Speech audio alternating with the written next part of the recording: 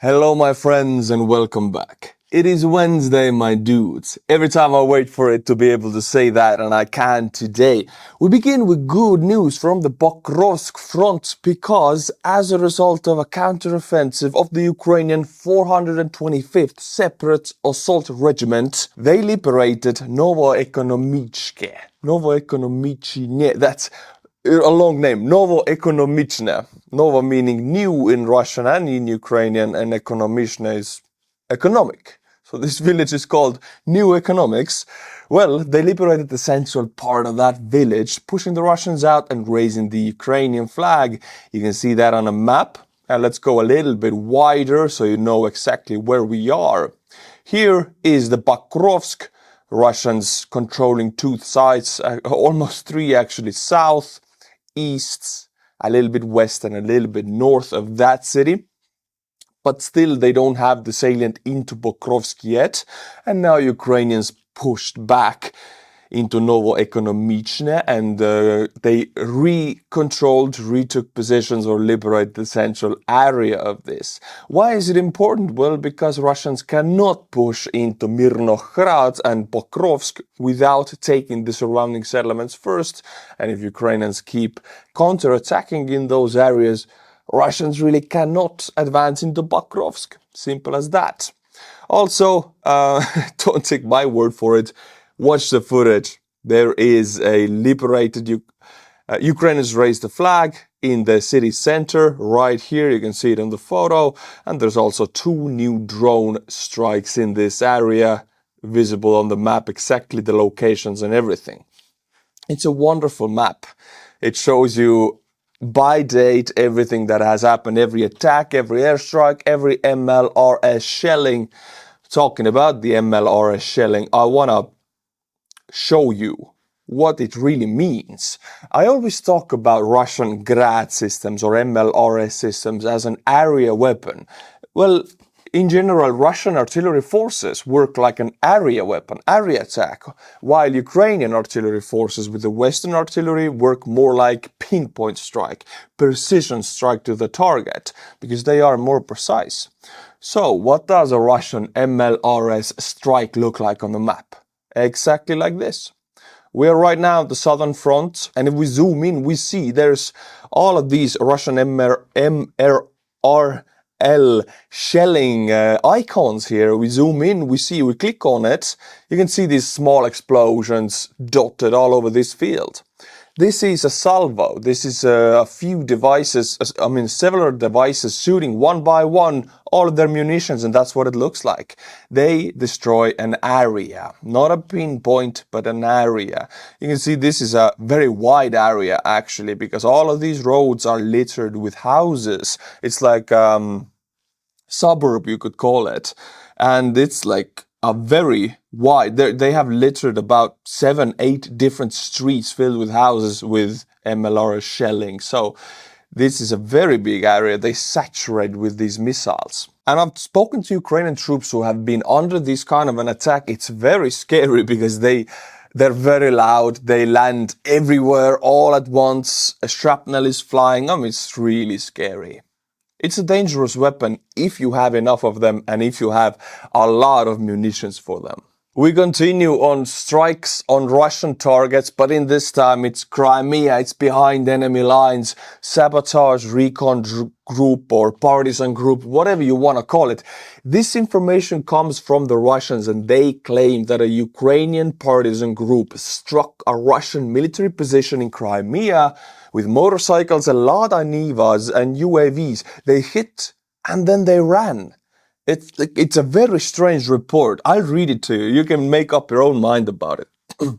There was a drone raid over the weekend. As part of this raid, sabotage and reconnaissance group directly from Sevastopol also used the drone to strike a tugboat that opens and closes the bay's boom barrier. You know, boom barrier, the defensive barrier against Ukrainian maritime drones of Sevastopol port, military port. So you open the barrier, Russian ships go in, you close it so Ukrainian drones cannot go in.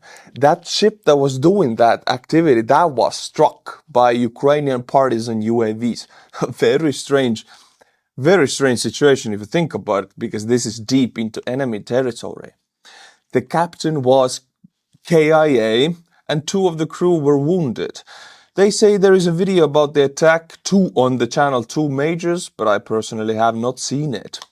Some of the sabotage and reconnaissance groups were on motorcycles, and they were the ones who left. Some were on Niva.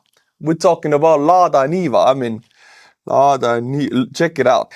So that's what hit them. I mean, it's a legendary Soviet vehicle. When I was smaller, I really wanted one. I couldn't get it. I mean, I could get one now, but I don't want it anymore because it's garbage. But this is what they used to strike. I'm glad. This makes it more legendary. And they had a full set of Russian military documents. These were taken and then reset. It seems that now, after the attack of the sabotage and recon group on the tugboat, all efforts to prepare for defense and counter action to UAVs have been nullified. They can do it, but we can't. So yeah, this is Russian claim that this happened. I have no videos, no photos for you, but if Russians claim it happened in Crimea, hey, it's good enough of a story, especially when they rode in with motorcycles and a Lada Niva to sink a tugboat in Sevastopol. This is legendary. This is a Call of Duty mission. I'd love to play that. We continue in Crimea because Ukrainian HUR released yet more footage about the August 30th attack when they took out the radars, an S-300 radar and these stationary radars. You remember the video, it was really beautiful. But it's not it. It's a really good top shop moment. But wait, there's more. Because there is. Look at that. Did you see that? They struck a helicopter with their UAV in, where was it? Simferopol. Wow. 2 Mi-8 helicopters taken out with 2 HUR drones. Check it out. Flying in Simferopol airfields.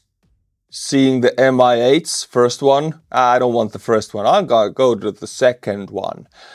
Hugging it and it's gone. Just on the tarmac, taking it out. Now the second one is already fuming. Let's go to the first one now.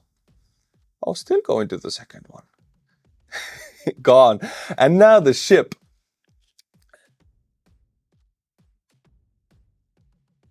And gone. This is beautiful, my friends. I've never seen this footage before. I think HUR does it on purpose. They release a part of the footage and a few days later they release more. So to lengthen the informational impact of this news. You talk about it, then it kind of fades out and boom, new information. So they know how the informational war works, and I'm part of it, of course, by reporting on it. But they do it very smartly.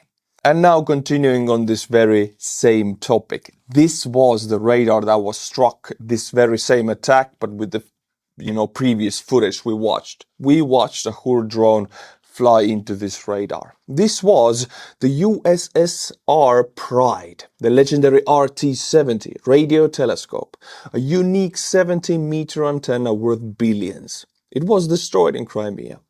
Its reconstruction cost the Kremlin 1.8 billion rubles. Air defense positions and other radar stations were also hit. And yes, this looks magnificent. And what the USSR did really good was its signal and radar forces. They were very good at that. And this is a remnant of that. This is, given as a heritage from USSR to Russia. I mean, of course, to Ukraine, and then Russia stole it. They stole Crimea. And now it's gone. I don't think Russians are going to repair it, honestly. No way. And now this very same attack again. How was it carried out? The August 30th attack that took out 2 Mi-8 choppers, all of these radars and the boat. Well, I bring to you Russian Telegram channel Rybar, the biggest Russian military blogger. He claims that drones are launched from Odessa and Mykolaivka regions in several waves of several tens of UAVs. So different waves, each of them containing tens of UAVs with different speeds. So they saturate all of the skies over Crimea. They saturate the skies over the Black Sea. They saturate Russian air defense capabilities. A lot of the drones are shot down, but since they are different speeds, they arrive from different angles, all at the same time. The ones who make it through take out the air defense radars. And that's what we have been seeing for the last year at least. And it's beautiful. On Monday, my friends, we had a lot of names on Buy Me a Coffee monthly membership. Today, Wednesday, it's the third day of the week and we have 3 new names. Coincidence? Maybe. We have Tom van der Heide. I've said your names many times, but I don't care. I'll say it again if you join up again. Thank you, my friend. Petty Simksik.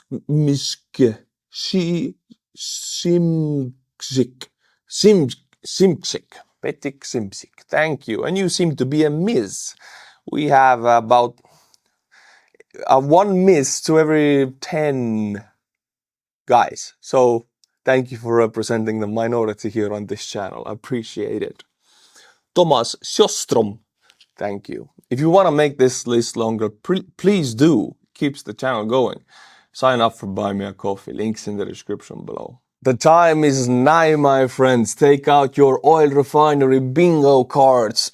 But no, put them away again, because in this video I don't have any magnificent explosions for you. We just gotta wait a few days. I'm sure by Friday something is burning in Russia. But we have plenty of new videos from different locations in Russia where there is no fuel, no gasoline. A92 and A95, these octane numbers, these 2 types of gasoline. First of all, Saratov region or Ozinsky district. Since Sunday there is no gasoline, nothing, and I enjoy it. Even if there's no explosions, we have new videos every day of Russians just begging for gasoline in the biggest gas station of a country on earth. No gasoline. And it gets even worse. I mean, we go to occupied Luhansk and now it's so bad, people are actually stealing in broad daylight. They're stealing the gasoline. They siphon the gasoline off the parked cars' fuel tanks. You know, in the 90s there was a lot of gasoline theft, but it phased out since gasoline became so cheap again. But now it's done on daylight, you know. They just pump it out of the cars. And that's it. Imagine you go to the car, you try to start it, no gas. Nothing has been stolen. What are you going to do about it? Nothing. And now, then we have Khabarovsk, massive queues on the gas stations. You can see right here. And they always say, already say A95 niet, A92 niet, meaning no. We don't have it. You may queue up, but we don't have it. You're not gonna get gasoline in the biggest gas station on planet Earth. No gas for you. And then we got the Vimpel petrol station. Vimpel, I just love the name. Vimpel, it's a funny word in Estonian. Vimpel petrol station network in Saratov and Engels. And they officially acknowledged that there is no petrol and there won't be any. And they claim that the Ukrainian attacks on the oil refineries are force majeure, which is part of their contract to supply gas to the area. But they now claim it's force majeure. We don't have to, and we're not liable for this. Ukrainian drones are. It's out of our power, which is true. It is force majeure. It's unforeseen, new, surprising circumstances that render their their services impossible. That is force majeure. So you are a Russian soldier in Luhansk. You go to your car because you just did your grocery shopping for vodka, for your weekly vodka. You go to your car, you see it is siphoned empty, the gas is stolen. What do? You cannot really go anywhere. All right, you get the vodka out of your bag, you drink it right there and then, and what's the outcome? You get to your job post and you sleep right there and then. And the guys come and they want to get in. Look at that guy dancing.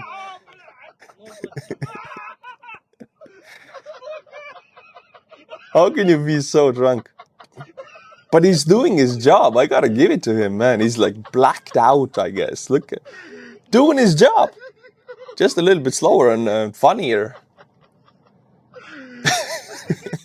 It's Russians themselves filming Russian soldiers and posting it. Hey, I'm not making this up. Let themselves make it for you. Now, my friends, let me present to you a Russian wife tutorial, how to be a Russian wife, because Russians themselves give these leaflets to Russian wives, because it's a big problem now with the special military operation veterans going back to Russia from the front. They are screwed up from the head. I kid you not. There's a massive spike in small and medium crimes in Russia because these veterans, they drink and then all bad stuff comes out of them. You know, mentally it begins to show. They beat, they yell, they steal, they destroy. So the government gave these leaflets to Russian women, especially the wives of the special military operation veterans. Let's see what it says. Especially if you're a woman watching this video right now. Imagine being a Russian wife. What should I do if my husband beats me? Practical advice for military wives. Woo! Your military husband is going through a lot of stress. Talk to him. Try to put yourself in his shoes. Don't put everything out in public social networks. It can ruin your husband's career. So yeah, don't post it. Don't talk to anybody, basically. If the beatings do not threaten your life, endure them. They will soon end. It's such a Russian thing to say. If your life sucks, endure it. It will soon end. Don't worry about it, my friend. Take vodka, drink. Don't worry, it will soon end. Try to mask the bruises with cosmetics. Wow! Wonderful solution. I never thought about that. Try bright colors in clothes and makeup to provoke your husband to new. Try to avoid bright colors to not provoke your husbands. Try to analyze your behavior. Did your husband hit you? How did you provoke him? It's your fault. Did you get beaten up in the street? Did your gasoline got stolen in Luhansk in your parked car? It's your fault. Analyze yourself. What did you do wrong? Ask your husband for forgiveness. Damn. Academy of Communication. This is official. My ladies, if you're watching this video, this is official in Russia. I've seen Western wives say that I am more of a conservative wife. I like Russian conservative values. Do you like to get beaten up and this being endorsed by the government? Well, then Russia is for you. I wish this was a joke. It's not. Ukrainian Air Force came out with a video of them testing their very own glide bombs. See, Russian glide bombs have been one of the weapon systems that Ukrainians are not producing themselves. And unfortunately, Russian glide bombs are very effective and Russia is able to produce them on mass scale. They do a lot of damage. A significant amount of Ukrainian infantry, KIAs and wounded in action are done by Russian glide bombs, a significant percentage. So now Ukrainians finally, 3.5 years later, have been able to test their own first glide bomb with the range of about 60 to 80 kilometers and it's the weight is 500 kilograms. And here is the first video of it. It is a very big breakthrough because it levels up the playing field. Why glide bombs are so effective is because you cannot take them down. If it comes towards you, it comes very fast. It comes on the frontline areas where you cannot really put extremely expensive air defense systems. There is no way to kind of shoot it down. I mean, there are, but no, both sides are not using them because all systems that are able to shoot it down will be destroyed very fast. So the way to destroy glide bombs is to destroy the planes and the airfields where the planes are lifting off. This is what Ukraine is doing. But honestly, it's very hard to fight them, so you just gotta have them yourself. That's what Ukraine is doing right now. My friends, look at this dude. Did you miss him? I know you did. I haven't reported on Igor Girkin for forever. You know, let me bring you what he said from the prison yesterday, because this guy talks from the prison. He's a big mouth. He doesn't really care. He's already in prison. He speaks the truth. What are they gonna do? Imprison him? He's already there. I quote, "It's a disgrace. Not a single section of the front was broken through this summer. We spent 16 months storming Chasiv Yar and the result is zero. Meanwhile, Ukraine has allowed young people to travel abroad." Yes, by the way, if you didn't know, Ukrainian Rada, or the parliament, approved the law that 18 to 22-year-olds can leave the country. They can just leave if they want to. I mean, not leave, they still have to go to the military if they're summoned, but they are free to leave as tourists. Before it wasn't possible. So this shows that a country that, I will let Igor Girkin say it, I'm not gonna even open it up. If Ukraine were truly on its last breath, they would already be drafting 16-year-olds. But things are going well for them, said Igor Girkin Strelkov, former military commander of Russian separatists in Donbass, commenting from prison. So yeah, this is pure truth. Pure truth. The fact is that Ukraine is able to leave, to allow 18 to 22-year-olds leave the country, says something about their situation in this war. Do you remember, my friends, in the last video I showed you Russian Gerbera recon drone? Well, this is it. You can see it on the screen. It's downed on a Ukrainian field in Donetsk. With electronic warfare meaning it's relatively intact. With the specific Gerbera drone, the drama was that on there was a video of a Chinese factory, the test video from the factory where it was made. Well, now another video was released of Gerbera drone downed, and they looked inside of it, and almost everything they saw was from China. Many batteries, camera survived, onboard computer, probably all of it is from China, meaning China is making these UAVs for Russia. They're making them in China. Not like Ukraine is buying these spare parts in China, importing them to Ukraine, putting them together. China is actively making this stuff for Russia and sending ready drones for Russia to be used. So they are giving Russia what Russia needs to wage an offensive war and commit war crimes, meaning they are enabling this, meaning they're part of this war. Something I think some people don't understand.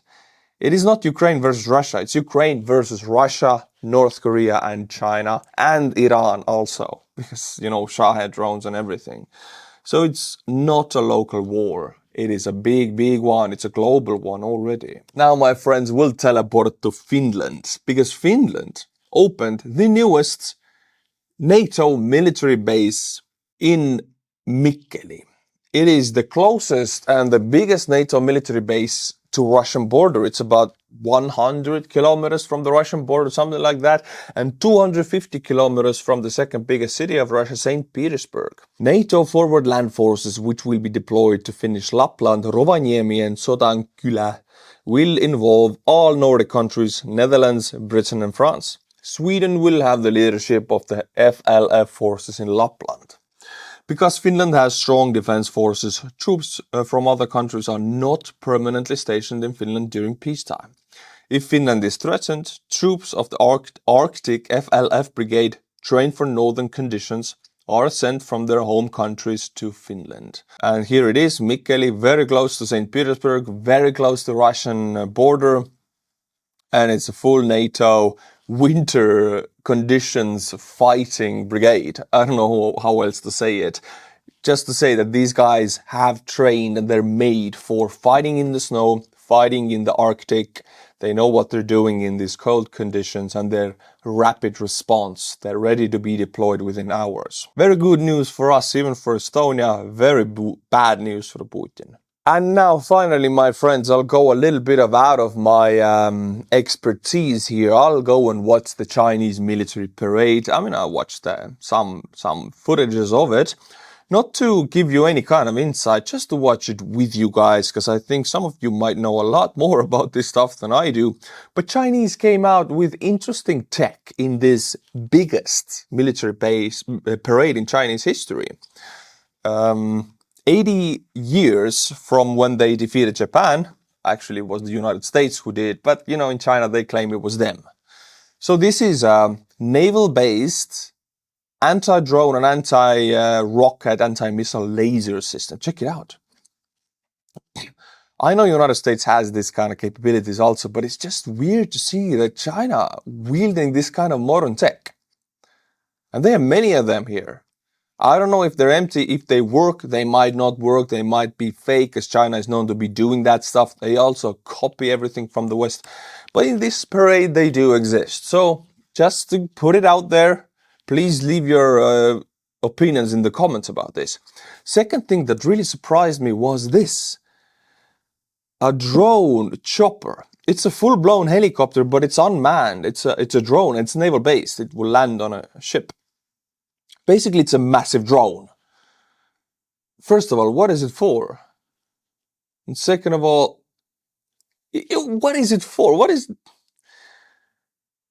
Why is this better than the big octocopters that Ukraine is wielding, but they're like a million times cheaper? This is probably extremely expensive, and since this being so big, I mean, it's quite easy to shoot down, right? Its radar section must be huge compared to the small octocopter. Small compared to this, of course.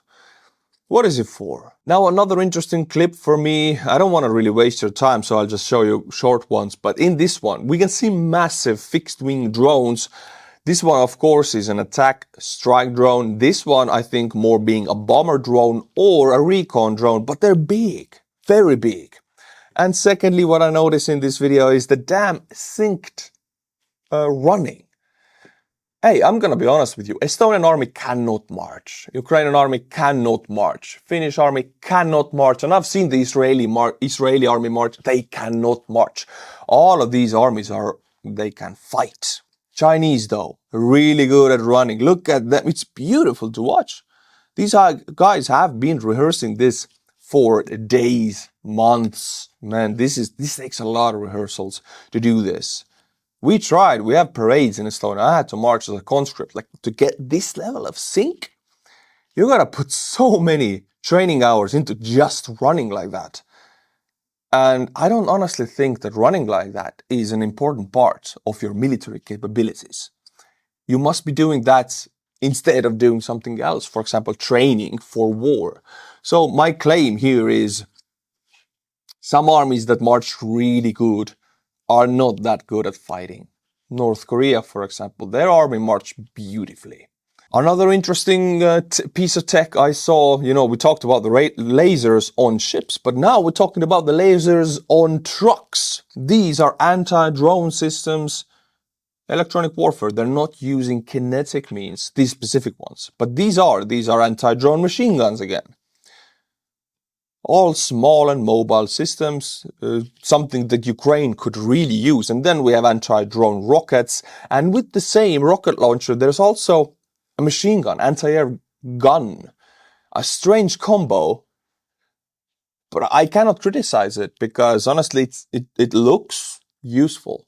So please do open it up for me if you know more about it. And finally, the tech from the parade. I gotta say, this is the first time I see such a big number of Chinese nukes being paraded publicly and openly. This is the nuclear forces parade, nuclear forces driving in front of everybody. It's just a big flex, but I just haven't seen it before. So it's just, they're there. They exist, that's it. Nothing more to add to it. Then, of course, there was this magnificent trio here, Putin, Xi, and Kim. And there's Aliyev right here. There's plenty of guys in the back who are, in my eyes, war criminals and terrorists. But they're all together here like one big family. And honestly, this gathering and walking here, I think this will be in the history books, honestly, because if there's a formation of anti-United States alliances forming in the world, China is definitely leading that with Russia. So that's the people here. That's the group. That's the anti-US grouping of the world. Oh, we have Lukashenko, so Mr. Potato Man. Good. Then we have this strange occurrence where Putin and Kim Jong, Putin says, "Hey, Kim, go to my car." Kim says, "No, go to my car." Putin says, "No, you go first." And Kim pushes Putin inside the car. She's like, "No, you go, you go. This side is poisoned. I don't want to go there." And goes from the other side. They drive together. And I remember this part when Putin and Kim were meeting. I think it was like a few years ago. Both had champagne glasses. They did cling, and none of them drank because, might be poisoned, because that's how it is. It's the same situation. I don't want to go first if you say go first, because you're going to poison me with the seat. Car seat. It's a poisoned car seat. So Putin, of course, had big hopes for this meeting with Xi because, Russia exists now. The war exists now because of China. Without it, without the support, it would collapse. Putin leaves Beijing empty-handed. Putin's talks with Xi Jinping ended without the Kremlin's key goal, bringing union pay back to Russia and launching Mir cards in China. They signed 22 documents. That's a lot of documents. But none of them were breakthrough in banking. Beijing refused to resume union-based services for Russian clients. These cards once helped sanction banks, but since last year they've stopped working abroad, including China. So Russian citizens even in China cannot use Chinese union pay. Yeah, but Putin had one victory, which is their joint operation they signed on the new gas pipeline from Russia to China. Of course, China in the next 10 years, owning majority of Russian businesses and GDP, I would say this is China buying new territory, basically, for themselves. And I will end this video with Donald Trump. What I read out of it is him being offended that he wasn't included. Because all of these guys, for some reason, I don't know why, Trump sees them as idols. Kim Jong-un, Xi Jinping, Putin, he sees these strongman dictators as, oh, I want to be like that. He loves authoritarian guys. The big question to be answered is whether or not President Xi of China will mention the massive amount of support and blood that the United States of America gave to China in order to help it to secure its freedom from a very unfriendly foreign invader. So talking about Japan, and if he wants to mention that the United States beat Japan, then mention it, because that's how it was. It was the US who defeated Japan, I would say single-handedly. Even if China wouldn't fight at all against Japanese forces, US would have still won that war. Many Americans died in China's quest for victory and glory. I hope that they are rightfully honored and remembered for their bravery and sacrifice. May President Xi and the wonderful people of China have a great and lasting day of celebration. Please give my warmest regards to Vladimir Putin and Kim Jong-un as you conspire against the United States of America. I feel like he wanted to be included, but he's not. And in his eye, he's like left out of the cool guys club. It's the lame guys club. Look at these dudes. I wouldn't want to be in their club. Why does Trump? I don't understand it. Being the president of the most powerful country in the world, you want to be in the same boat with these guys? I mean, that's lowering yourself a lot. But hey, Trump is Trump, let's just wait for the better one. My friends, this was my 2 cents on the situation. I do hope you like these videos, and I do hope you come back next time. In the meantime, please do subscribe to the channel and be back Friday in 2 days. I'll be making another one for you. Slava Ukrainian, and bye-bye.